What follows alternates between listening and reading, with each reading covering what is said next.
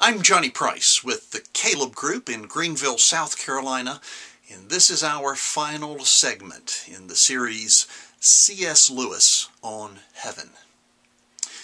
Well, Christians have a great deal to look forward to on the other side of death. Much of it is a mystery.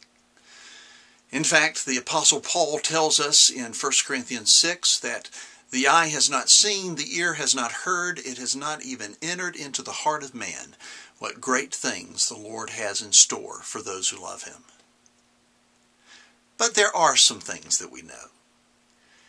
And one of the great things that we know is that the project that God has been pursuing in the life of a believer to shape that individual's character into the character of Jesus Himself will be completed.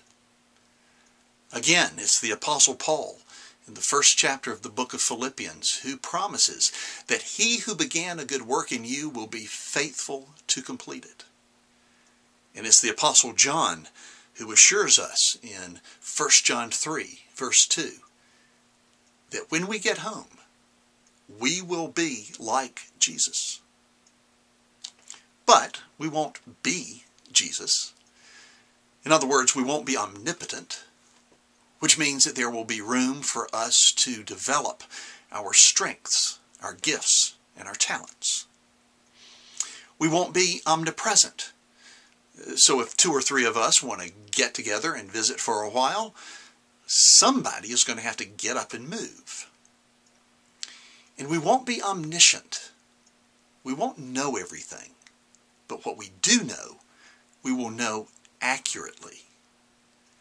So 2 or 3 of us can get together for a visit, have a conversation, and nothing but truth surfaces as they share with me and I share with them things that I know, and connections are made, and conclusions are drawn, and new truth, well, new and fresh for us, surfaces.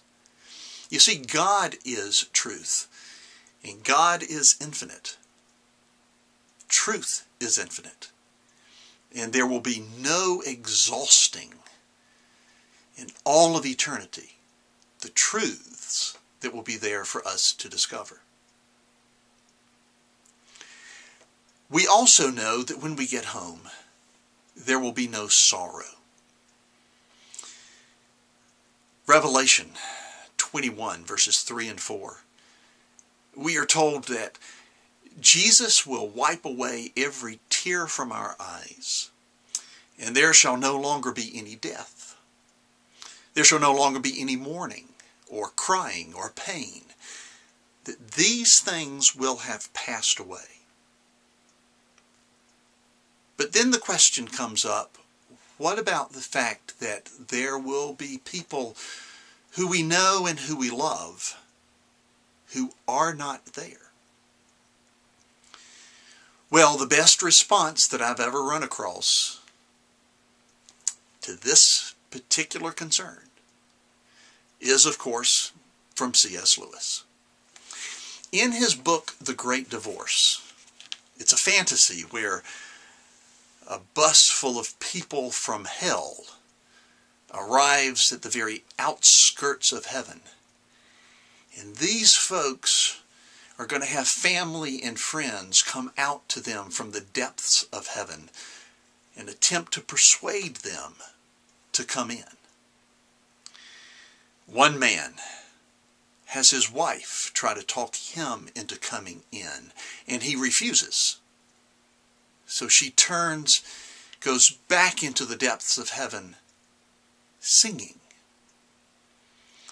And the narrator of The Great Divorce turns to his guide and asks, is it really tolerable that she should be untouched by his misery, even his self-made misery?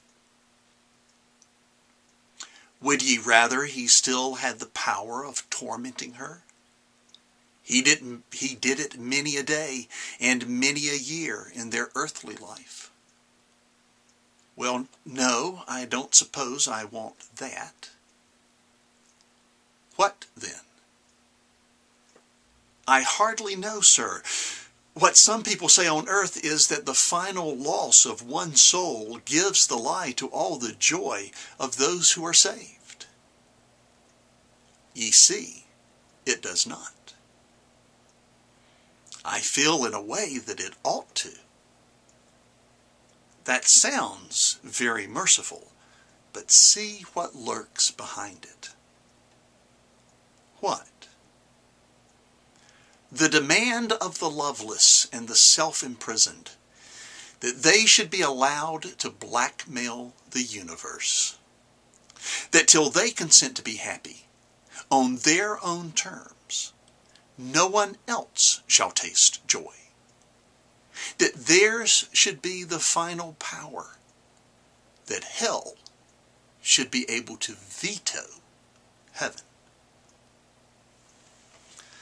What Lewis, of course, is saying is that the Lord is not going to allow anything or anyone to rob or take away one whit of your joy, the joy that He intends for you to have when you get home.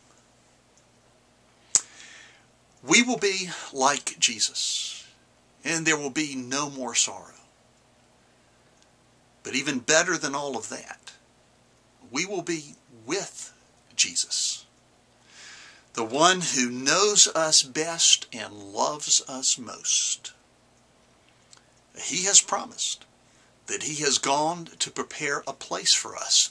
And He has said that if He went to prepare a place for us, He would come back and would take us to be with Him, so that where He is, we can be also.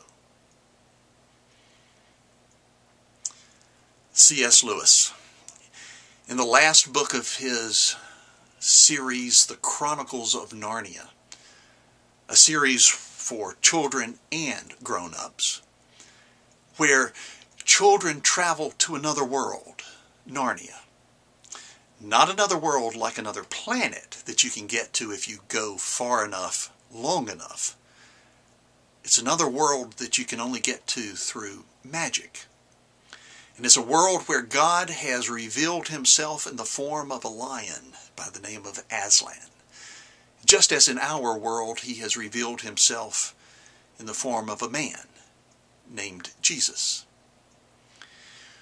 Well, in the last book, at the very end of the last chapter, the children discovered that an experience that they had just a little while earlier was actually their death. And Aslan informs them, your father and mother and all of you are, as you used to call it in the Shadowlands, dead. The term is over. The holidays have begun. The dream is ended. This is the morning. And as he spoke, he no longer looked to them like a lion. But the things that began to happen after that were so great and beautiful that I cannot write them. And for us, this is the end of all the stories. And we can most truly say that they all lived happily ever after. But for them, it was only the beginning of the real story. All their life in this world and all their adventures in Narnia had only been the cover and the title page. Now at last they were beginning chapter 1 of the great story, which no one on earth has read, which goes on forever, in which every chapter is better than the one before.